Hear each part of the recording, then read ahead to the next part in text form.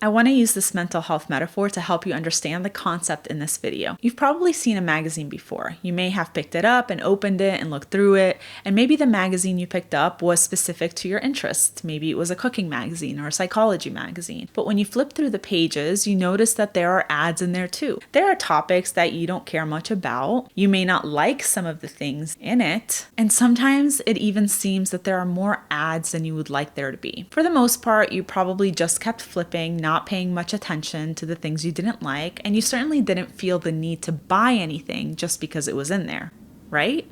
Well, we can think of our brains as the magazine. We may have expectations for what we want to show up for us today, but sometimes those annoying thoughts, similar to the ads in the magazine, show up. The difference is that when it's our thoughts, we pay so much more attention to them, and we sometimes believe them, and we believe that we have to buy them. We take them to mean something about us. But if an ad about perfume in a psychology magazine doesn't mean anything other than that, it's just an ad, why do thoughts have to say something about us? Cognitive diffusion is the ability to separate ourselves from our thoughts, to notice our thoughts as thoughts, and to not allow them to control us, to be able to look at our thoughts as we are looking at a magazine, noticing and paying attention to the things we like and value and are helpful to our overall well-being, and noticing but moving past the thoughts that are unhelpful to us or the thoughts that we don't care about. Okay, but how do we do this?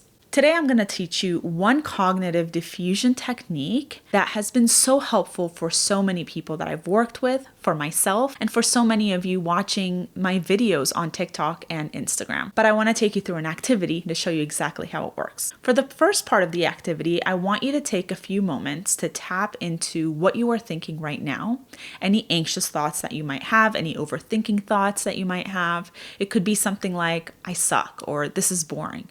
Or do I really want to do this right now? Or I'm never going to be good enough. If you don't find yourself thinking anything right now, you can even use that. I'm not thinking anything. If you had a really anxious day the other day, or you were overthinking about something and you can't really think of anything in the moment, then go ahead and use whatever thoughts were going on back then. Write them all down, pause this video, and come back. Now that you have those written down, I want you to say out loud, I'm having the thought before each one of those thoughts. So I'm having the thought I'm not good enough. I'm having the thought that nobody likes me. I'm having the thought that I'm going to fail at whatever I do. After doing that, notice if there's a difference in how you view your thoughts. Do you feel a little more separated? Is there not a difference at all? Is there a big difference? Now move on to step 2. Now I want you to say, I notice myself having the thought before each one of these thoughts. Notice that you are thinking about all of these thoughts. Go ahead and take a few moments and do that, and then come back to this video. What did it feel like to say, I notice myself having the thought? Was there a difference in how you viewed your thoughts when you did that? Finally, on to step 3.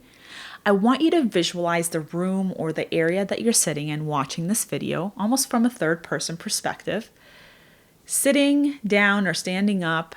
And now I want you to say again, I notice myself having the thought before each of these thoughts. Notice yourself as an observer of these thoughts, as a human being having this experience, having these thoughts. And now notice if there's any difference in how you view your thoughts when you do that. You may have noticed a feeling of separation from these thoughts. You were probably able to see them as thoughts and not create an emotional attachment to them. Maybe when you first had the thoughts, you were more emotionally attached to them. But as we went through these exercises, you were able to unhook or diffuse and see them as what they were, thoughts. The goal is to eventually be able to see our thoughts as we would ads from a magazine, not necessarily buying into them. Here's a practical example of how we can use this in everyday life. Let's say that you struggle with intrusive thoughts. Let's say that your intrusive thoughts are about hurting someone you love. Let's say that someone you love is your roommate and you're hanging out and all of a sudden this intrusive thought comes up, kick her, do it, punch her, just go for it. You know you want to. These thoughts scare you, and that's why they're called intrusive. They are distressing, they are unwanted, and they are very scary. Sometimes much scarier than you even feel comfortable sharing with anyone. Having these type of thoughts may cause you to avoid hanging out with your roommate in fear that you might actually follow through on these thoughts. Maybe as a result, you start spending more time in your room and decline attempts at connection. And maybe as a result of that, you suffer with anxiety, loneliness, and depression. In this case, we're buying into the thought. We are buying that the thought means something, that if we have these thoughts, then we must want to do something, right? We're buying that we cannot control ourselves. But if instead we say, I'm having the thought, I want to kick my friend. I notice myself having the thought, I want to kick my friend. I notice myself becoming stressed out about having the thought of kicking my friend. This is an intrusive thought, and that's why it's scary. If we acknowledge that to ourselves and we diffuse or practice unhooking, then we can let go of trying to control it or making meaning out of it. It helps remind us that these thoughts are thoughts and that we don't have to buy them. In turn, we allow ourselves to hang out with our friend knowing that these thoughts mean nothing. We know they may come up, but we also know that we have the tools to remind ourselves what they are. And in the long run, this will help us reduce anxiety associated with it and feel less lonely, less anxious, and less isolated. The takeaway from this video is to think of your brain as a magazine. As you look at the thoughts and the content in the magazine, you don't have to read everything. You don't have to buy into the ads, just like you don't have to buy into your thoughts. I really hope you got something useful out of this video. Is there an intrusive thought or thoughts or situation I can help you diffuse from?